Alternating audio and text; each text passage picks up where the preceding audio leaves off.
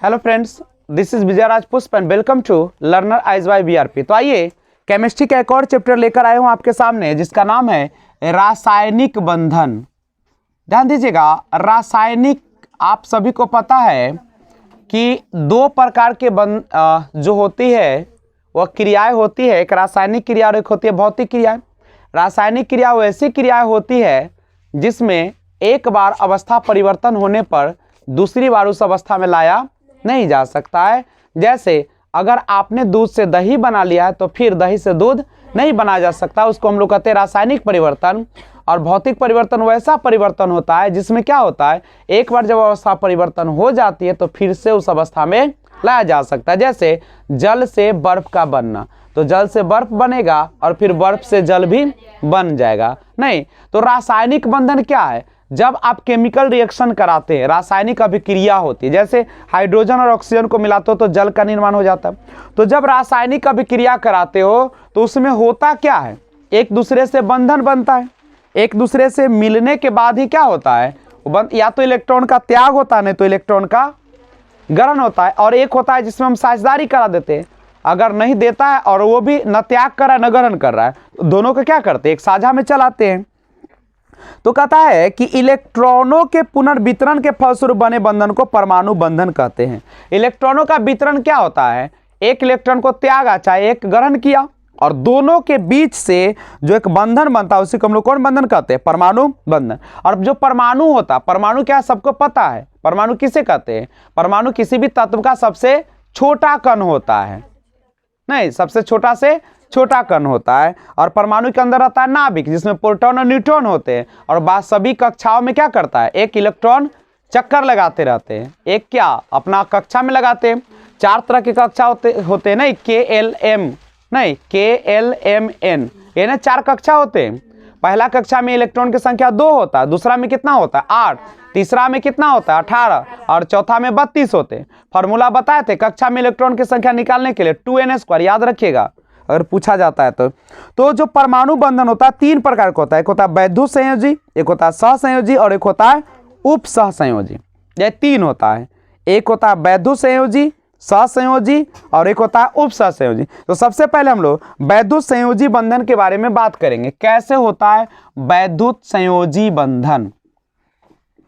वैद्युत संयोजी बंधन किसे कहा जाता है? तो सबसे पहले समझिएगा कि जब बंध का निर्माण इलेक्ट्रॉन के स्थानांतरण द्वारा होता है। इलेक्ट्रॉन का स्थान मतलब लेना और देना, एगो त्याग करेगा चाहे ग्रहण करेगा, तो उसके फलस्वरूप जो बंधन बनता है उसी को हम लोग क्या कहते हैं, वैद्युत संयोजी बंधन। याद रखिएगा कि जब बंध का निर्माण इलेक्ट्रॉन के पुनर्वितरण यानी कह सकते हो कि स्थानांतरण के फलस्वरूप होता है, इलेक्ट्रॉन के त्याग या ग्रहण के फलस्वरूप होता है, उसी को हम लोग कहते हैं वैद्युत संयोजी बंधन। जैसे आप देख सकते हैं सोडियम और प्लस क्लोरीन, ये दोनों है। अब दोनों को हम रिएक्शन कराएंगे तो ये फॉर्मेशन हो जाता है किसका, NaCl का हो जाता है। NaCl कैसे बनता होगा, सोडियम 11 परमाणु संख्या, जिसके बाह्यतम कक्षा में कितने इलेक्ट्रॉन होंगे, 1 होंगे। क्लोरीन में होता है 17 परमाणु संख्या, यानी यह जो होता है वह क्या होता होगा, तो कहता है कि इसके बाह्यतम कक्षा में कितने इलेक्ट्रॉन होंगे, 7 इलेक्ट्रॉन होंगे। जब 7 इलेक्ट्रॉन इसका होगा तो क्या करेगा, 7 इलेक्ट्रॉन होते हैं और इसके पास 1 इलेक्ट्रॉन। जब दोनों मिल रहा है, ये दोनों मिला, तब क्या कर देगा, ये मिलने के बाद यहां पे क्या बना देगा, देख लीजिए Na जो है, सोडियम जो है आपका यहां पे 1 इलेक्ट्रॉन त्याग कर देगा, ये इलेक्ट्रॉन इसको एक क्या कर देगा, दे देगा। तो क्लोरीन एक क्या करेगा, 1 इलेक्ट्रॉन को ग्रहण कर लेगा और यहां पे क्या हो जाएगा, माइनस हो जाएगा। और इसके बाह्यतम कक्षा में अब कितने हो जाएंगे, 8 हो जाएंगे, यही ना होगा आपका। और जिसके कारण एक बंधन बनेगा इलेक्ट्रॉन के स्थानांतरण के द्वारा। सोडियम ने 1 इलेक्ट्रॉन को त्यागा और क्लोरीन ने 1 इलेक्ट्रॉन को ग्रहण किया, और उसके फलस्वरूप जो होता है एक बंधन, उसको वैद्युत संयोजी बंधन के नाम से हम लोग जानते हैं। करेक्ट है। आगे जो से अपना पढ़ते रहेगा, बुक आप पढ़ेंगे, ठीक है। बुक का जो पॉइंट्स होता है उसको आप डिटेल से घर पे पढ़िएगा, और जब तक घर पे नहीं पढ़िएगा तब तक आपका कोई काम का नहीं होगा। यानी आपके लुसेंट का हर लाइन आपके जुबान पे आनी चाहिए। केवल जो पॉइंट है मैं उसको समझा देता हूं। दूसरा जो बंधन होता है जिसका नाम है सहसंयोजी बंधन। सहसंयोजी बंधन। अच्छा, सहसंयोजी बंधन किसे कहते हैं इसके बारे में जानते हैं। देखिए, जब दो सदृश या असदृश परमाणु अपनी बाह्यतम कक्षा के इलेक्ट्रॉन का आपस में साझा करके संयोग करते हैं। अब ये न त्यागेगा न ग्रहण करेगा, दोनों क्या कर लेगा, साझा करेगा, उसी को हम लोग कहते हैं सहसंयोजन बंधन। मान लीजिए कि क्लोरीन है, एक और क्लोरीन है, और दोनों को मिला है, तो दोनों क्लोरीन क्या बना दिया, दो के रूप में बना दिया नहीं। तो आप यहां पे देखिए कैसे बनाया होगा, ये इलेक्ट्रॉन यहां पे गौर कीजिए, इसके पास 7 था, इसके भी 7 था, यही ना था आपका। यहां पे गौर कीजिए, तो अब किया क्या होगा, यहां पे क्या किया होगा, तो गौर कीजिए यहां पे क्या किया होगा कि दो इलेक्ट्रॉन जो है, मान लीजिए कि हम यहां पे रखते हैं ऐसे, और यहां पे एक एक रख देते हैं, यही ना आपका है।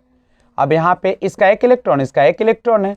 अब यहां पे क्या करेगा, यह जो क्लोरीन है ये 8 पुराने के लिए इसके साथ साझा करेगा, और यह जो है इसके पुराने के लिए इसके साथ साझा करेगा।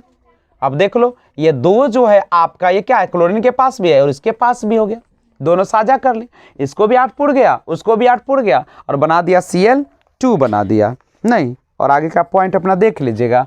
तीसरा जो है वह होता है उपसहसंयोजी बंधन।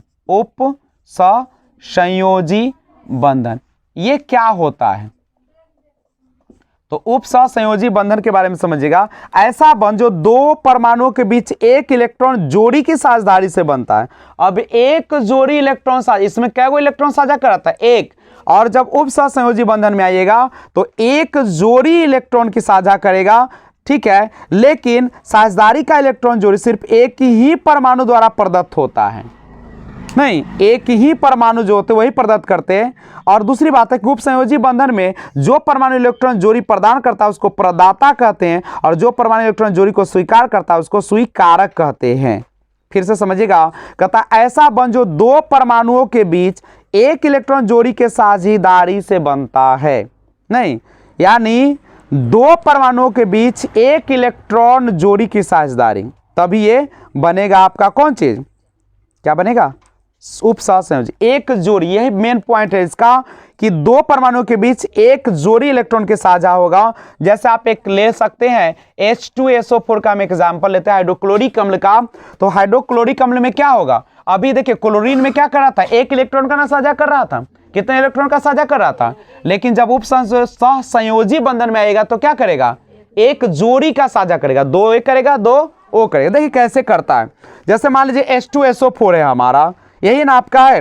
जैसे आप SO2 देखिएगा, S के साथ यहाँ सल्फर के साथ ऑक्सीजन 4 है ना, यानी 2 ऑक्सीजन इसके साथ और एक और होगा 2-2, कैसे होगा देखिए। मान लीजिए कि हमारा ये है सल्फर, हम इसको एक ऑक्सीजन यहाँ पे है, यहाँ पे ऑक्सीजन, यहाँ पे हाइड्रोजन है, यहाँ पे ऑक्सीजन, यहाँ पे हाइड्रोजन। अब देखिए हाइड्रोजन हमारे पास 2 हो गया, सल्फर हमारे पास कितना है, 1 हो गया, ऑक्सीजन हमारे पास 4 हो गया। अभी कैसे जोड़ी बनाया, गौर कीजिए। तो ये जो आपका हाइड्रोजन ऑक्सीजन है, यहाँ पे देखिए हाइड्रोजन ऑक्सीजन है, यही ना आपका है, और यहाँ पे ये सल्फर जो है वह क्या किया होगा, सल्फर क्या किया होगा, यहाँ पे देख रहे हैं कितने ऑक्सीजन है, इधर 2 है और इधर भी क्या हो रहा है, 2 हो रहा है। यानी सिंपल सा बात है कि जब उपसहसंयोजी बंधन बनता है तो उसमें क्या होता है कि दो परमाणु के बीच, परमाणु 2 है, परमाणु 2 है, और एक इलेक्ट्रॉन जोड़ी का क्या कर लिया, साझा कर लिया, 4 का साझा किया है। यहाँ पे देख रहे हैं कितने ऑक्सीजन का साझा कर रहा है, 4 का कर रहा है, और उससे बनता है आपका कौन सा,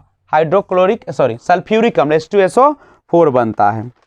अब यहाँ पे एक और चीज आती है, इलेक्ट्रॉन की निर्जन जोड़ी के बारे में आपको पढ़ना है, हाइड्रोजन बंध के बारे में पढ़ना है कि हाइड्रोजन कैसे कैसे अपना बंधन बनाते हैं, ठीक है। तो ये सारा पॉइंट आप घर पे क्या करेंगे, देख लेंगे। तो मैंने आज बताया केवल रासायनिक जो बंधन बनता है, केमिकल रिएक्शन, रासायनिक जो प्रतिक्रिया होती है वह 3 प्रकार से होती है, वैद्युत संयोजी, सहसंयोजी, उपसंयोजी। वैद्युत संयोजी बंधन में क्या होता है, एक इलेक्ट्रॉन को त्यागता है, दूसरा ग्रहण करता है। दूसरा में सहसंयोजी बंधन में न तो त्यागता है न ग्रहण करता है, उसमें क्या करता है वो साझा कर लेता है। उपसहसंयोजी बंधन में क्या करता है कि जो परमाणु होते हैं एक जोड़ी इलेक्ट्रॉन का साझा करता है, इसमें अकेला करता है, इसमें कितना करेगा, बस यही। ओके, तो मुख्य पॉइंट देख लीजिएगा। वीडियो अच्छा लगा तो लाइक शेयर कमेंट जरूर कीजिएगा। Okay, thanks for watching.